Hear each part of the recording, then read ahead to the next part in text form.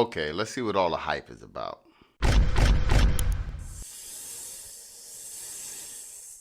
Welcome back to the Cobra Pit. Whether you're a longtime viewer or a newer subscriber like Ricardo Brewer, I see you. I appreciate every single one of you. You could be anywhere in the world, but you're here with me. So after Tesla shocked the world and actually officially launched the Tesla Model S Plaid with a yoke steering wheel, there were all kind of different viewpoints about it. Some people loved it, some people hated it. I say, you know what, I don't have a Model S Plaid, but I have a Model 3, and let me see what it would be like to have it on my Model 3. This video will start with a driving demonstration. I'll actually review the driving experience. I'll tell you more about the company and price, and if you're interested, I'll go through a full install. Now it is a little different and it is aftermarket, so you always have to be careful when selecting. There's so many options out there. I chose this manufacturer because it looks the closest. It resembles the actual OEM Model S version of the yoke steering wheel. Now there are some differences, like the horn is actually in the center where I would prefer, but the shape, the design, it looks pretty stock to me. So I kind of got the best of both worlds. So I looked all over. I found this manufacturer on AliExpress and it's at a reasonable price.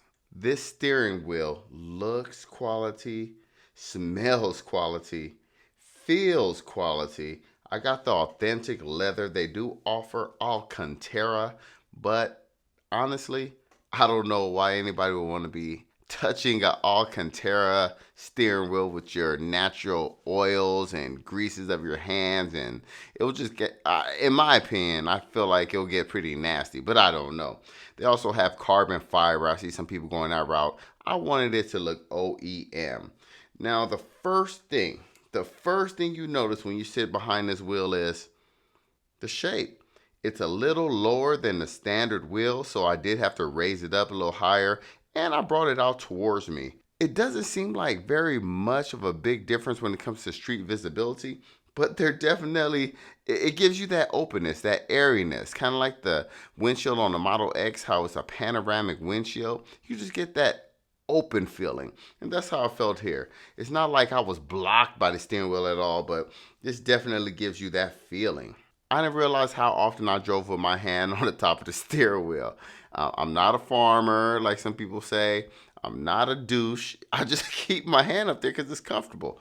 And I've been driving like that for so long. So I noticed this right off the bat when I tried to reverse out of my garage. I put my hand there and I looked back and I realized, oh, there's no top of the steering wheel. The wide base here really gives you something to grip onto, so I put my hands on the top corners as I backed away, and it definitely took some getting used to. The way your brain wraps around driving a car is totally different here. Now it is much easier to reach the stalks, not like it was difficult in the first place, but they're right above and you can easily depress up and down either one, whether you want to hit your signal or activate the autopilot. Is pretty accessible, so that is something I did like. So I took it around my neighborhood just to get a feel for it and test my horn out and figure out where is the most natural place for my hands to go. I tried it in the fighter jet position. I tried it in the hang low position. My wife calls it the soccer mom position. I tried the two side angle position. I was trying to figure out what fit my needs, what felt the most comfortable. And to me, it was a combination of all of the different handles. The second day driving the car, I think I found my favorite. I call it the handlebar position, kind of like driving or riding on a Harley. You grab it by the horns, you grab that bull, and you really navigate through wherever you need to go with full control. I did have the car in sport mode, sport steering, which I do not recommend with this steering wheel because it makes the steering a little more stiff. I think standard mode is the perfect balance with this yoke steering wheel, unless you really want to drive aggressively. So just driving around the city, I didn't have issues only with the left turns and right turns. The sharp turns, it wasn't necessarily an issue. The first couple turns, I really had to figure out where am I going to place my hand with those turns. And then the turn isn't really the problem. What takes the most getting used to is after your turn when you're bringing your steering wheel up, your yoke back into the standard position. So when you have a regular steering wheel, you kind of roll back and ease back into it. With the yoke, you got to kind of handle it and ease it back in. So it does take a little bit of thinking. It got easier the second and third day driving it, but the first time I did it, it was like, oh, make sure I have control of it. U-turns are no problem. The second day driving it, I was able to find the proper placement. Now, you have to find out what's most comfortable for you. Sometimes I like gripping the bottom and flipping it over. I like to call some of these the tea kettle pour. When I'm pouring it, I'm turning right. I'm taking the handle and I'm pouring tea right here. I'm pouring tea. But you have to just figure out where is the most comfortable, practical hand placement. Another thing I have to say is because of the angle of the yoke, when you are turning hand over hand, now the bottom is angled towards you, but when it's at the top, it's angled away from you. So you have to think about that. If you have a standard steering wheel, your hand can feel exactly where it is. When you're turning this one, you have to kind of feel like, oh, it's a little closer.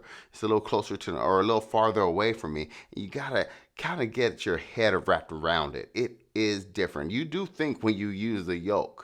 I didn't try parallel parking the first day, which I probably would have struggled with, but the second day I tried it a few times and I got the hang of it. Like I said, once you figure out where the steering yoke is, you feel a little more comfortable looking behind you, looking on your side, and just reaching for it. But it does mess with your mind a little bit in the beginning. But it really shines driving on the highway with autopilot engaged, because you could put your hand in soccer mom position and leave it there, and the natural weight of your hand lets the car know that you are paying attention. It keeps the autopilot engaged for as long as you have your hand there. Now be careful, because this might make you a little lazy and make your mind wander, so be very cognizant of this. But I found that it was the most comfortable position using autopilot, and I loved it for that. I feel like the primary reason they actually brought this to the official Model S Plaid is because of this. The comfort that comes with using this with autopilot engaged, and I can imagine full self-driving. So I feel like that was the whole intent behind it. And navigating through the city is a little more challenging, but if you have full self-driving engaged, you see where I'm going here? You see where I'm going? So is it better or worse than your standard steering wheel? I would say it's different. I would say if you want to invest the time in learning something new and trying something new and making your car fun, go for it. But I don't think it improves the overall driving experience. I do feel like on autopilot, maybe full self-driving, it will be great because you can rest your hand there more comfortably and it will stay engaged. So I do see that. I don't have full self-driving, but once I get on the freeway and engage it, I love having the yoke. But overall, it's different, but I wouldn't say it's better. Come and talk to me after I get full self-driving. If I get full self-driving, and I'll see how I feel about it then. It's also fun for when you want to zip around. You grab it by the handlebars, grab the bull by the horns, and you can really feel like you're in a video game or something, right? Like a fighter jet or something like that. It is fun when you're just dipping through traffic safely and getting where you need to be. But if you don't want to drive aggressively like that and you just want to, navigate around the city, it might not be the best thing for you. So I'll tell you a little bit about the company. I looked on AliExpress and I saw tons of these, and I also saw some on other outlets, other Tesla third-party manufacturers. I went with Aroham because they seemed like they're one of the main distributors and manufacturers of the product, because some of the other pages linked back to Aroham. I hope I'm pronouncing it correctly. Their customer support was great. They responded very quickly. I had plenty of questions. I wanted to make sure I got the exact one that I did because they have so many different sizes and shapes and colors and materials. I wanted this one because it looks the closest to the OEM. One thing that I noticed, some of the manufacturers out there may be 800, 900,000, and I think the main reason is because some of those include the actual internals, the electronics that feed and communicate with the car. Aerohams doesn't. And here's what I like about that. When I installed it, I pretty much took the guts directly out of my OEM steering wheel, and I also took the faceplate with the buttons, and I wanted to feel authentic. So I took the guts, the faceplate, and I put it on this yoke right here. So that way I feel like the electronics with the Tesla actual steering wheel will be a little more reliable. And I know if I need to replace it, I could just swap it out. Here's what's left of my Tesla steering wheel. And this is the actual faceplate of the Aeroam. So you can see it looks pretty similar, but it's not exactly the same. It's missing the arrows, and it might be a little less. The quality feels about the same, but I wouldn't mind to feel exactly like the Tesla. They also have a discount code. I'm not sure exactly how much it is, but I talked to them about my channel, and they said, here's the discount code for your viewers. So if you guys are interested, use that code to pick one up. But remember, it's not for everybody. Think about if this is something you want to do to your car. The install was pretty simple, and I'll go through that in a moment. But it is a different experience. Something that some of you might really love, but some of you are like, nah, I just need my old steering wheel back. The biggest part of the install is make sure you have the proper tools. I'll link to all of those in the description. Now, it's only a few tools, but the hardest part of the whole install was actually removing the airbag. Now, I'll get to that in a moment, but first of all, what you have to do is cut power to the car. And I've seen some people do this and change the steering wheels without doing so. I just want to make sure the airbag doesn't pop out, and it's an extra step, and it's a simple step. You start with the negative connection to your battery. Make sure you leave your car doors open, because once the battery is killed, you won't be able to get in and out of your car. So open your doors, open your windows like I did. Remove that negative connection.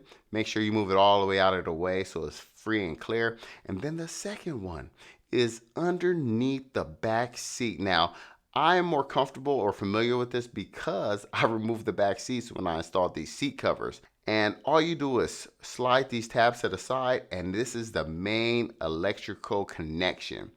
You flip it down and you remove it. So now you're ready to get to that steering wheel. You have two tiny holes on the sides of your steering wheel. You need to find something long and flat at the end. I used a flathead screwdriver, a skinny small one, and I used an Allen tool or Allen wrench. Make sure that they're long enough, and you have to press them in simultaneously. That's the one thing a lot of people don't talk about. They might do one side and the other side, both at the same time, and it'll release the airbag. Now, this wasn't the hardest part. The hardest part was removing these connectors, this yellow one and this purple one, because the two tabs on the top and bottom are so hard to reach unless you have tiny hands. You have to pinch them down like this and remove them. This was the hardest part. This took the most time. On the purple one, I had to use a flathead, the same small one, and release the top while I pulled the bottom and pulled it out. And this was frustrating me. This was the hardest part. Once you do that, the rest is easy. You get that 10 millimeter hex male and stick it in there with your extension and have enough leverage to really work on it. Really get a good torque on it, and you'll pop it. When it releases, it feels so good. It's just a good little remove the wheel. And like I said, I switched out the guts. So this was easy. There's black tabs to remove the clips. You need to actually remove this wire, which is what you were pressing in to release the airbag. Put that in it. Once you get those clips removed, you need to use a 20 or T25 or T20, I can't remember which one, to remove 4 screws. And now you just remove everything, right? You pull that faceplate off. It's just a simple unsnap, remove, screw in, snap back in, and everything goes back in reverse order. Make sure you tighten it down very well. You put those connections in. You snap that airbag right back in. And then you do everything else in reverse order. You go to the back seat, attach that main, you go back to the battery, hook it back up. Like I said, the two hardest parts was popping out the airbag and removing those connections. Those two frustrated me. But besides that, it took about 40 minutes to do the complete install, and that's while recording. So my final thoughts on this yoke steering wheel: it's not a game changer in the sense of making the experience better. It makes the experience different. It is fun at times, but sometimes driving through the city, you might get a little tired of it. If you do have full self-driving, you might love it. If you drive on the freeway a lot using autopilot, you will love it. But just navigating around manually driving through the city, it might not be for you. All right, so think about that. Let me know how you feel about it in the comments. It looks cool, it feels cool, and it's fun. Hey, thanks for watching, and don't forget, Cobra told ya. All right, y'all.